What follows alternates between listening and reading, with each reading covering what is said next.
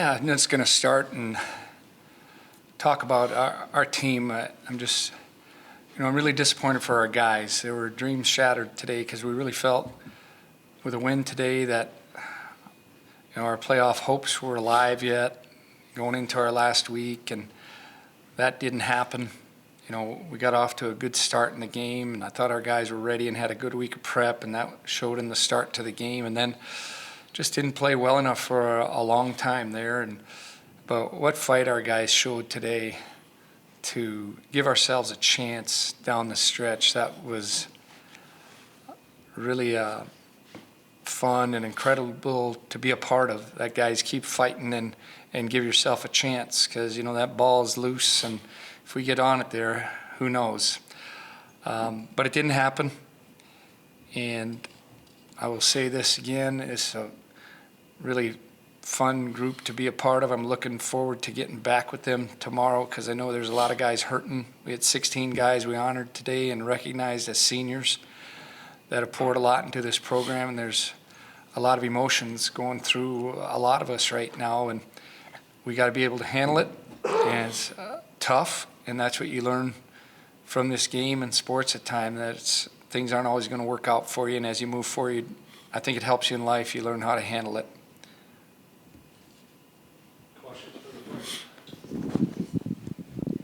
Well, Quincy, I think nobody in the league has scored more than 17 on South Dakota, I think it is, in regulation at least. What do you guys do offensively to put up points? I think it just all starts up front. I think establishing the run game is big. I think we started off pretty well running the ball and then be able to set up the pass. Simon does a great job back there, just leading everybody, keeping everything calm and making plays with his legs too. I think just relentless effort is a big part, physicality, and just keep on going. Doesn't matter till the whistle blows, till the end of the game. You always got a chance. So I think that's just the motto of the offense, and this whole team in general is just fight to the last whistle. So, Josh, what did you think of that last, onside kick? You guys almost get it. What are your emotions as you guys are trying to scratch and claw to get one more opportunity? Yeah, it's just kind of a blur when you're in the moment, and it's a shock. And it was definitely, it was hard to see the last call, but you just got to live with it. And it's one of those plays that we'll probably live back throughout our lives, but it's just how we move forward at this point. How tough was it to handle that, the score that South Dakota got right before halftime, after you guys scored with 57 seconds left, and they were able to get one back right at you before halftime? It'd be nice to get that stop, but we just had to keep our heads up going into halftime, make adjustments. It just came down to having that one last stop at the end of the game, unfortunately. What stood out about South Dakota? What was particularly challenging? They ran hard, obviously. Hats off to them. They were running hard. Broke a couple too many tackles. But yeah, I'd just say their running backs ran pretty hard. Quincy, what how do you kind of move on from this one? It's just the motto we've had the whole year. You just keep going. It doesn't matter the situation we're in, what we're dealt with. It doesn't matter at all. You can believe next week we're going to fight our butts off too. It doesn't matter.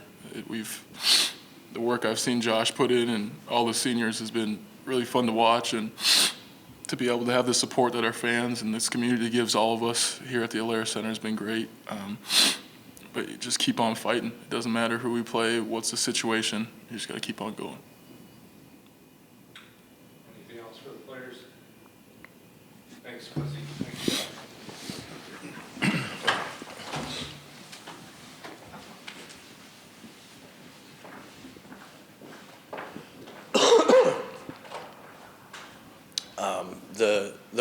the final onside kick.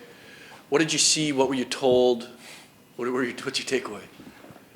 Well, we were told it was dual possession, and if it is dual possession, it goes to the receiving team. I might be a bit biased. We had it.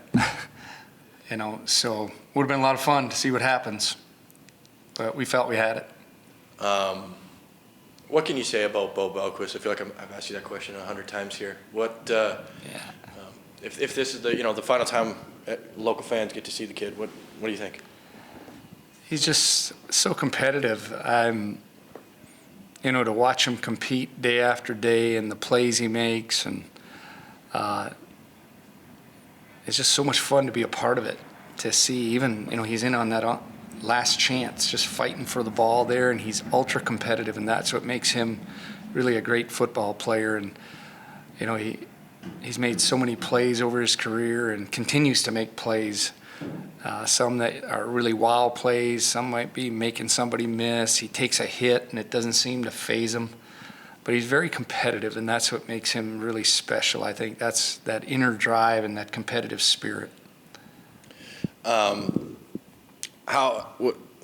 much impact did that late touchdown for South Dakota have when they answered your guys', you scored with 57 seconds left in the first half, and then they... Yeah, those are huge moments in the game, to go in up 2 scores, 2 possessions, you feel much better about yourself. I thought our guys handled it okay, but we kind of piled mistakes on top of each other. We didn't get the kick that we needed. We got a penalty, a 15-yarder, and then we just slipped on a coverage. And once they get down in there, this is a team that they have a lot of skilled players. That's obvious when you see them make the big plays, and they've been doing that throughout the year. But that was a big point in the game. And then we needed to come out and get a stop, and we got them to a 3rd down, and they hit another big play to score. So those are difficult to overcome.